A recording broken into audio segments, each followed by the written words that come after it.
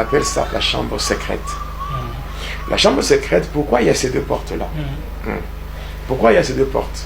Ces deux portes-là, c'est que la porte qui s'ouvre de l'extérieur, même une personne qui est à l'extérieur de la pièce peut ouvrir cette porte-là. Maintenant, la deuxième porte qui s'ouvre de l'intérieur, c'est seulement la personne qui est à l'intérieur qui peut l'ouvrir. C'est une précaution. Pourquoi? Parce que lorsqu'une personne veut faire une projection astrale, donc un voyage de l'âme, la personne doit soit se segmenter, donc être coupée en trois, ou bien la personne doit pourrir, doit se décomposer et sortir de son corps. Maintenant, si avant son retour dans le corps, une autre personne qui est à l'extérieur entre et voit le corps segmenté ou le corps en décomposition, automatiquement, la personne qui a fait son voyage ne peut plus rentrer. Et c'est la mort. C'est comme ça qu'il y a beaucoup de satanistes qui meurent comme ça. Oui, et des fois on dit il était dans sa chambre et puis il est mort. Voilà. Et ce sont des histoires qu'on raconte au jour le jour. Oui. Même quand on regarde la mort d'un musicien congolais. D'un musicien congolais du nom de Pépé Calé. Pépé Calé, on l'appelait Kabassil et tout ça.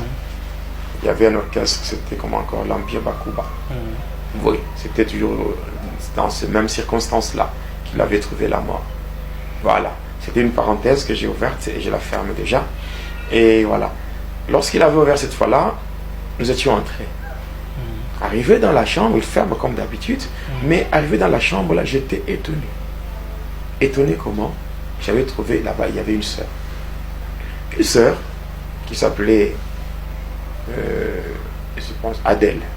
C'était une fille. Oui, qui était là, qui était plus âgée que moi. Donc elle m'était passée de 2 ans. Elle était de votre quartier ou Non, c'était la première fois que je l'avais rencontrée. Elle était aussi dans cette même pièce-là. Voilà. Elle faisait quoi? Je sais pas. Or, quand j'arrive, et c'est celui qui était comme mon maître, c'est Papa l'original du Sangani, il va me présenter à la sœur, on avait fait connaissance et tout et tout. Et il m'avait dit que non, le même degré que moi, ou bien le même niveau que j'avais déjà atteint dans la magie, c'était le cas aussi pour cette sœur-là. Donc quand on parle du satanisme, il n'y a pas seulement les hommes, même les femmes, oui. Et très souvent, les femmes, une femme, quand elle est ancrée dans les choses mystiques, les choses sataniques, mais c'est compliqué. C'est vrai? Mais oui, mais c'est ça.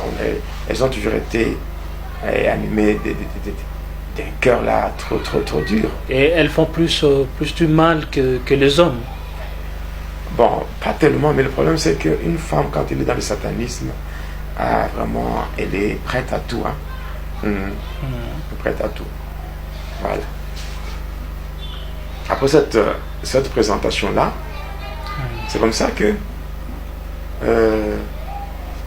il a pris en fait, ses tenues ou ses vêtements, on peut encore dire ses vêtements sacerdotaux, parce que le sacerdoce n'est pas seulement divin.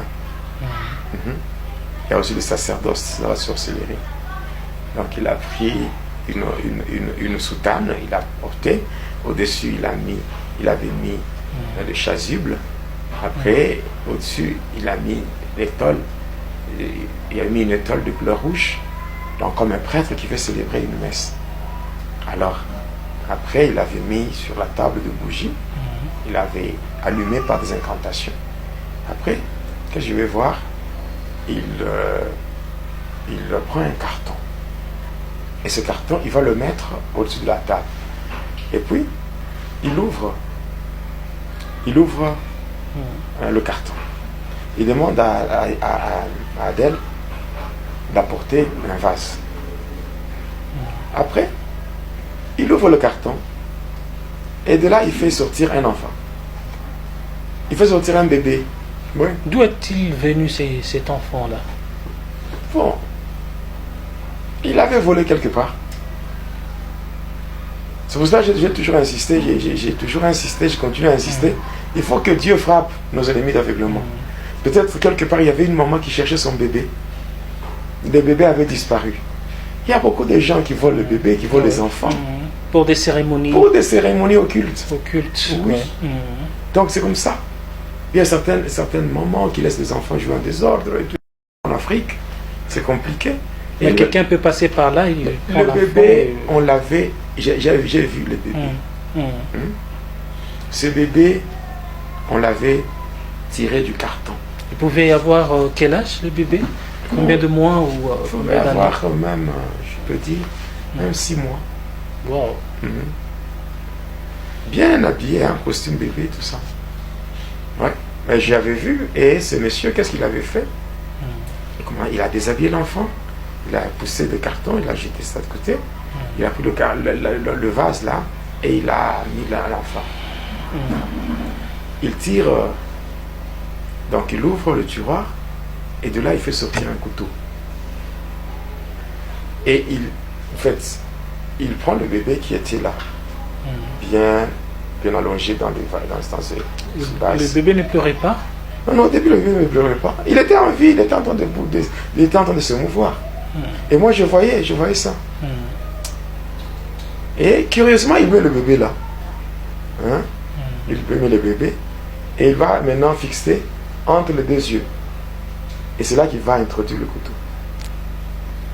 Il va prendre le couteau, il l'enfonce dans la tête du bébé, entre les 2 yeux. Le bébé avait crié. Le bébé avait poussé de cris. Et ce n'était pas un spectacle, c'était pas un spectacle beau à voir. Même si j'étais dans la magie, mais ce que je voyais là. Mais ces cris-là, autour de vous, les gens ne pouvaient pas entendre qu'il y avait un bébé qui pleurait. C'était dans sa maison à lui. Non pas au salon, non pas dans sa chambre à coucher, mais c'était dans sa chambre secrète, qui était hermétiquement fermée. Il n'y avait que quelque chose comme de claustrat qui servait pour l'aération. C'est tout. Il n'y avait même pas de fenêtre. Le bébé avait poussé de cris. C'était horrible. Même quand je parle de ça, je vous ai même dit que c'est une étape que je n'aime pas. Et alors je parle parce que c'est un témoignage. Et le monsieur a introduit le couteau dans la tête du bébé. Et par après, il commençait à remuer le couteau.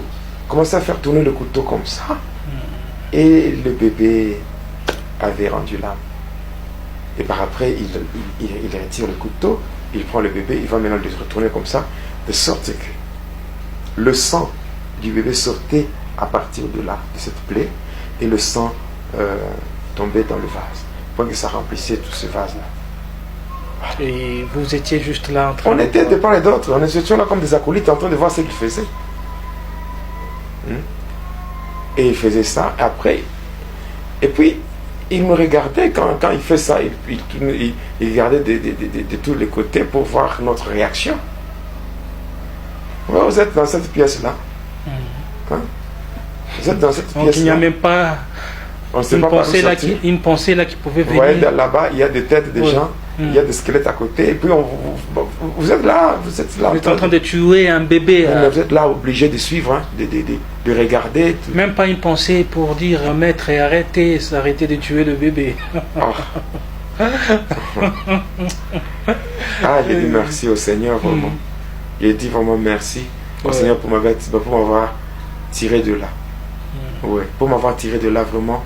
Je sais pas qu'est-ce que je peux donner au Seigneur qui peut être l'équivalent de ce qu'il a fait pour moi. Non, je ne pense pas que je pourrais trouver quelque chose à donner au Seigneur à part le servir. Voilà pourquoi toute ma vie, jusqu'à la fin de mes jours, jusqu'à mon dernier souffle, je serai toujours au service du Seigneur. Parce que ce qu'il a fait dans ma vie, ça dépasse de très loin mon entendement. Voilà, si aujourd'hui, il m'a même donné un nom. Il m'a donné un nom qui est dans son cœur. Et partant de ce que vous avez dit là, je vois vraiment un amour vraiment exceptionnel, inconditionnel, parce qu'en réalité vous étiez un meurtrier, plus que même un meurtrier. C'était horrible. C'était horrible, oui. C'est ça le terme qui convient. C'était horrible, bon. C'était horrible, et puis c'est comme si cela ne suffisait pas.